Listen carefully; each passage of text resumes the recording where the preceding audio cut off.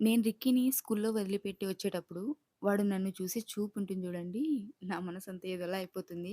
అమ్మ నన్నిక్కడే వదిలేసి ఎళ్తున్నావా అన్నట్లు వాడు నన్నే చూస్తుంటాడు. సరే నేను వెంటనే ఏడవకు నాన్న తొందరగా వచ్చేస్తానుగా డల్‌గా ఉండకు అని చెప్తూ ఉంటాను. కానీ ఒకరోజు బాగా వెళ్తాడు. ఇంకో రోజు మాత్రం ఏడుస్తాడు. అసలు స్కూల్ గేట్ దాటే వరకు బాయమ్మ, బాయమ్మ అని చెప్తూనే ఉంటాడు. తొందరగా రా అని. ఫ్లయింగ్ కిస్ కూడా ఇస్తూనే ఉంటాడని గేట్ దాటి బయటికి వెళ్ళే వరకు గూడా. ఒక తల్లిగా నా మనసు కొంచెం బాధ అనిపించినా తప్పదు గదా! స్కూల్‌కి వెళ్ళాలి.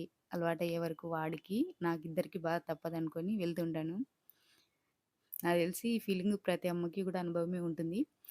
సరే ఆ బాధనంతా పక్కన పెడితే, మా ఇంట్లో ఉన్న చిన్నుగాడికి మాత్రం ఈరోజు 2 కొత్త ఐటెమ్స్ ట్రై చేశాను. అవునా? ఒకటేమో డ్రాగన్ ఫ్రూట్ జ్యూసు, ఇంకొకటేమో పాస్తా.